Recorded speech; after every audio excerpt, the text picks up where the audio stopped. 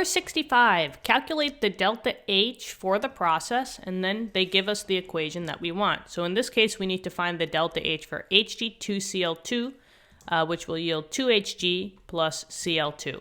So this is Hess's law. I know that this is Hess's law because I need to find a formula, delta H, and then they give me equations with their delta H values. So using Hess's law is a very distinct type of process here. You can basically always pinpoint it out when you see a question like this.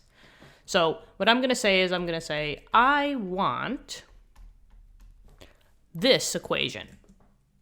So I'm going to say Hg2Cl2. I don't care about the states. I don't have time for that. Right? And plus, we don't really need the states here. Okay. So this is the equation I want. Now, basically what Hess's law is we're going to match what we want with the equations that they gave us. So let's just call this equation number 1 and equation number 2. Now, Hess's law, we just basically need to make a system. And the system that I like to use is I like to work with the equation that I want, and I go from left to right, okay? So I analyze each component from left to right. So for example, I'm going to first look at Hg2Cl2. When I'm looking at this compound, I could care less about these two on the product side. That's not my issue right now. The thing I want is I want to match up these equations with the compound Hg2Cl2. Now we just got to be super specific. How many Hg2Cl2s do I want? I just want one, right? There's no coefficient in the front. So I just want one. And do I want this on the left side or the right side? I want it on the left side, right, of the equation. So I just write these like little notes down. So now I go to my two equations and I search for this compound. Which equation, is it 1 or is it 2, that has Hg2Cl2? It's the second equation. Here it is. Right? Do you see how the first equation does not have Hg2Cl2? It has HgCl2, but it doesn't have Hg2Cl2. So this one is it. Now let's just say, how many is here? There's 1, because there's no subscript in the front. But here is on the right side. This is not matching up with what I want. So in this case, when you have a component that's on one side and you want it on the other side, you need to switch or flip the equation, which means that everything that's going to be on the right-hand side, I'm swapping it over to the left, and everything that's on the left-hand side is going to be swapped onto the right. So let's do that. So for number 2, I'm going to write it, but I'm going to switch them. So now I'm starting with this, yield this. So literally I'm writing it backwards basically. So I'm going to say I have Hg2Cl2 yields these two, right? It doesn't matter if you put this one first or this one, doesn't matter. I'm just going to go from the left to right. Hg plus Hg2Cl2. Cool. Now when you flip an equation, you have to flip the sign. That's the rule. So this would not be a negative anymore, it would be a positive.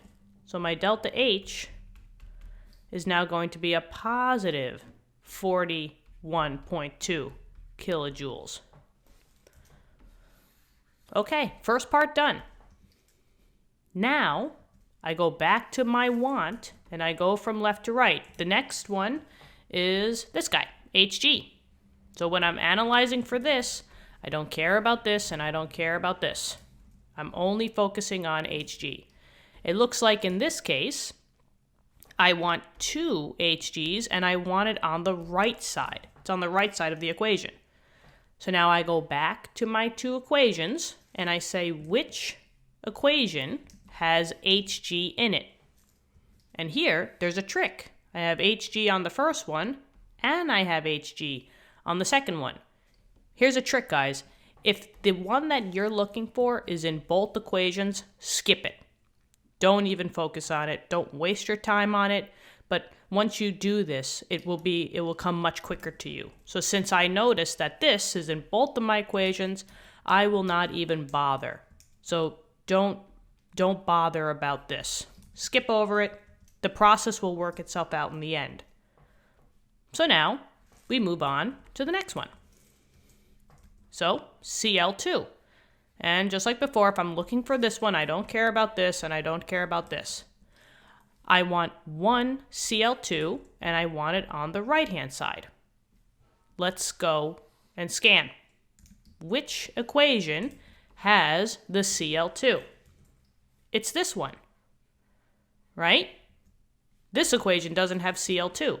So now let's see. I have one Cl2, but it's on the left side. What's not matching up? Oh, the positions. So what's going to happen? Yeah, I have to swip.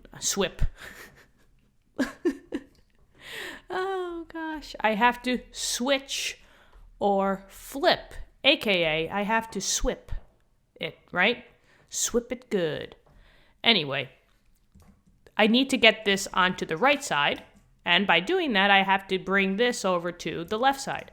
So all of this is going on the right side, and all of this is going on the left side. You're switching or flipping the equation. And remember what that means when it comes to the delta H. So we're going to switch or flip it. So now I'm going to say Hg2Cl2 yields Hg plus Cl2. And now my delta H will be not a negative, but a positive 224 kilojoules. Nothing else after this, so we're done. Don't even bother coming back to this, okay, guys? So let's see. Now we just add up the equations. Now, simplify this by canceling out things that are on opposite sides. I see that I have Hg2Cl2 on the left side, and I have Hg2Cl2 on the right side.